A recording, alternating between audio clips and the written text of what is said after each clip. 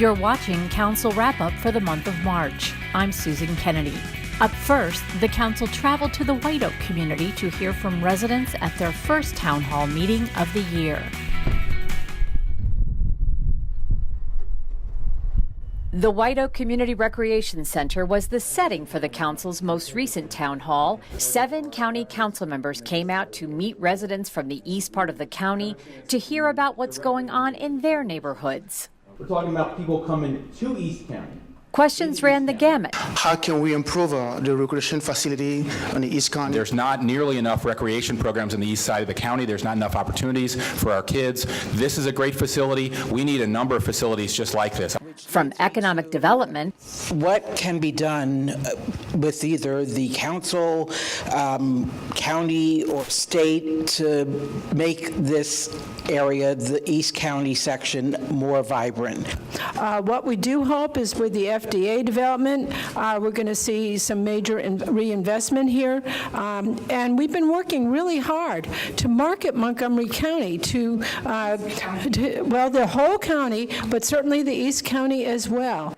To transportation along Route 29. My issues are with transportation, the lack thereof in the White Oak community. It's great that you have the BRT, but on Old Columbia Pike, we don't have public transportation. And the state of libraries in the East County. The Wheaton Library is down the street from my house. The White Oak Library is down the street from where we are right now.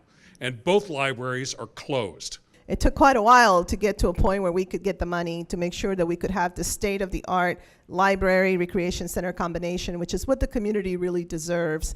And what we did is that we made sure that there could be a temporary library right across at the volunteer fire station to make sure that our residents could have access. The good news is the White Oak Library is set to reopen April 2nd. Good evening, council members. My name is Laura Munoz Lopez. Several young members of the audience expressed their concern regarding DACA and asked the county to support them in their fight to stay in Montgomery County. I ask for your help in keeping us together. We're asking for a dignified life, free of fear and family separation. And we are going to advance a special appropriation to provide legal representation to those who can't afford it, who are at risk of being left without care, left without parents, divided families. That's not humane, that's not just, and that's not consistent with our values as a county. In the end, residents were in agreement with the value of holding town hall meetings. I think it's important that we as citizens of Montgomery County have the opportunity to hear directly from our elected officials and to let them know what our priorities are. The recent school shooting in Parkland, Florida has prompted local leaders to put pressure on Congress to enact tougher gun laws. And in a show of solidarity, Montgomery County leaders joined forces to send a message of their own. But all issues, council members, mayors, This is something that we can prevent. police officials, Every one of these events is indeed an assault upon all of humanity. and students all gathered in Rockville to demand Congress act now in strengthening this nation's gun laws. The event was organized by Councilmember Sidney Katz, who wants to send Congress a collective message. As a local elected official, I recognize the need to be vocal and let our colleagues know that enough is enough. Can we all say that together, please? Enough is enough. Maryland has one of the strictest gun laws on the books. However, leaders say it's still not enough to prevent tragedies like the one that occurred in Florida. Bring about rational gun legislation and set us all free from this constant fear and having to come back here at event after event and just restating that we've had enough.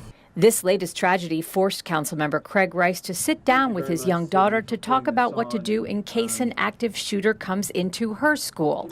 It's a discussion no parent wants to have. Once you've had that conversation with them, there's no going back. That fear is there. They now know that they're at risk, and they have to live with that every day that they go to school. But following the Florida tragedy, students have galvanized nationwide to raise their voices for tougher gun laws and a ban on assault rifles. And here in Montgomery County, the student movement is surging. There's one bright spot out of this disaster in Florida. It's that young people are awake and they are organizing and they're fighting. And if there's one group of people that can bring change, It's not the elected officials standing here today. It's the young people who are walking out of the schools, who are laying on the ground, and who are telling America it's time for change. Thank you. We're asking to not be shot. We're asking to not learn in fear. We're asking to not be stuck as the mass shooting generation. And let's be clear, my right to live outweighs your right to buy an assault rifle. Also this month, discussion on the Capital Improvements Program as it relates to roads, bikeways, and mass transit. The CIP includes dozens of projects designed to improve mobility across the county, including the construction of Montrose Parkway East. The project would build a 4-lane divided highway adjacent to Randolph Road, connecting Rockville Pike to Veers Mill Road. It would include a bridge over the railroad tracks, as well as a bike path and a sidewalk. The parkway is seen as an east-west connection that will encourage development near Metro.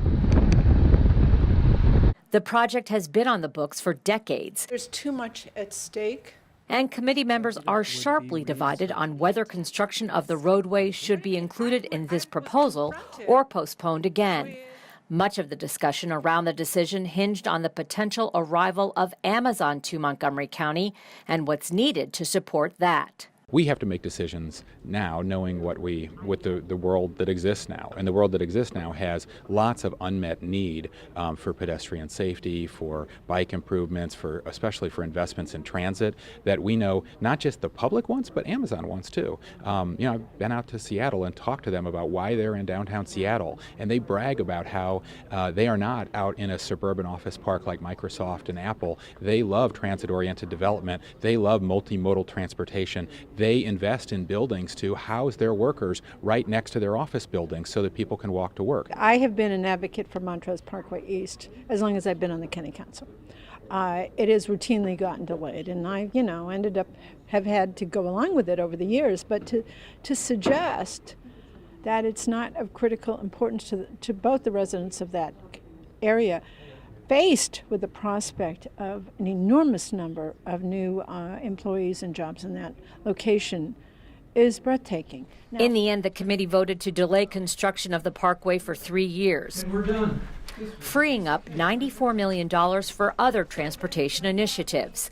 However, if Amazon does choose Montgomery County for its new headquarters, Roger Berliner says the CIP will be revised to move the construction of Montrose Parkway East back in the queue. I have said repeatedly that if Amazon were to choose Montgomery County, this project would move forward as originally proposed. I have said that publicly. This is not about whether, this is about when. This is not about if, this is about when. The proposed solution, which is to say, well, we're not going to fund it, except if Amazon comes, we will fund it, throws into question all our decisions on the capital budget. I do not know what my council colleagues are thinking. The full council will vote on the transportation recommendations in the CIP on March 20th. In the end, the council voted to delay the Montrose East Parkway and use the savings towards school construction and other transportation priorities. There are provisions in place at the local, state, and federal level to protect the rights of consumers. And at a recent forum, Maryland officials went over just what those benefits are. The Montgomery County Office of Consumer Protection co-hosted the forum with Senator Chris Van Hollen and Maryland Attorney General Brian Frosch.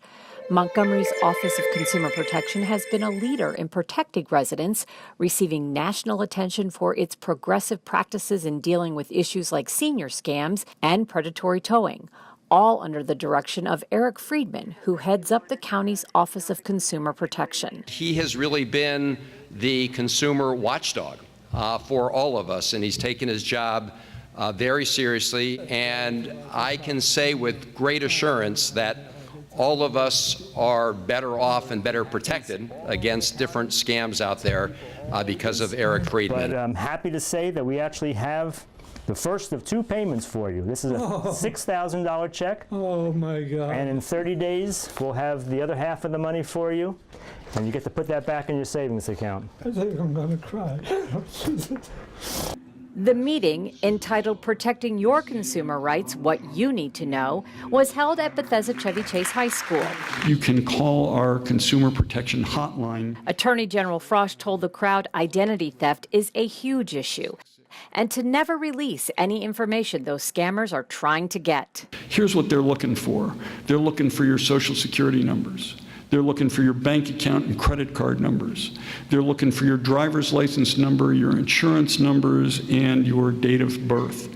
Don't give those out. Senator Van Hollen addressed the audience about the Consumer Financial Protection Bureau, which was created in 2011 as a legislative response to the financial crisis of 2007 and 2008 and the resulting Great Recession.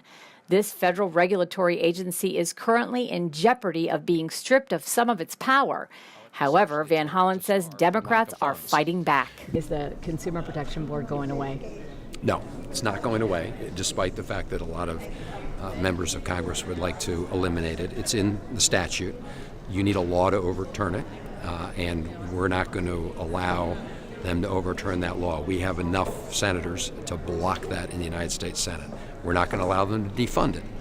However, it is at risk from the inside because they now have a director who called the CFPB a, quote, sick, cruel joke. I don't know what's sick or cruel about protecting American consumers from fraud, but now you have a CFPB that seems to line up on the side of, the powerful special interests against consumers, and that's a very dangerous development. But the organization will weather the storm, but they're going to try and do a lot of damage in the meantime, and we're going to fight back.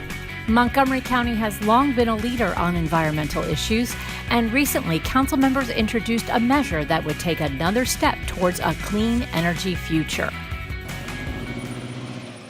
Solar power is a reliable, low-cost, renewable energy source. However, many Montgomery County residents cannot take advantage of this source of energy for a variety of reasons, including restrictions in the county's current zoning code. A new zoning text amendment is designed to loosen those restraints so more residents can take advantage of the more than 200 days of sunshine per year. The more we learn about the climate emergency we're in, the council has made ambitious commitments, I think, wisely, to get to a carbon-free economy by 2035. But it's easy to pass a resolution like that. It's actually hard to implement it. And one of the things we need to do is increase adoption of solar, open it up to more constituencies, and to really aggressively use it and use all the tools in our toolbox to get to this carbon-free economy. So this will allow community solar and larger projects in Montgomery County. The idea behind community solar is that some people, their homes are just not in a place where they can access the sun.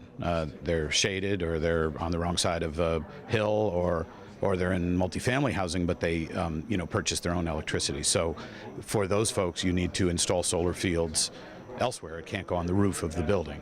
And that's the purpose, is to liberalize the ability to have these solar fields beyond what the current zoning law allows.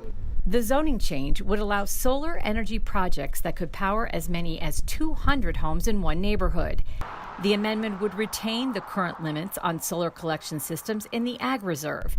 It's estimated each project would be equal to getting 310 cars off the road, and it would prevent more than 5 million pounds of carbon from entering the atmosphere annually. I'm lucky. I can have solar panels on my house because I don't have a lot of tree cover, but most people aren't that way. In Montgomery County, we value our trees, and there's a lot of trees blocking a lot of roofs, but there's a lot of people who are environmentally minded, and they want to be part of a solar economy. They'd rather purchase renewable energy than purchase coal and nuclear, but they don't really have that option. So this way they can buy into a share maybe at their local church, help the church with their finances, and lower their own utility bills at the same time. Council members are also considering a bill that would give the buyers of new home construction the option of installing a solar panel system, furthering the council's goal of increasing the use of renewable energy throughout the county.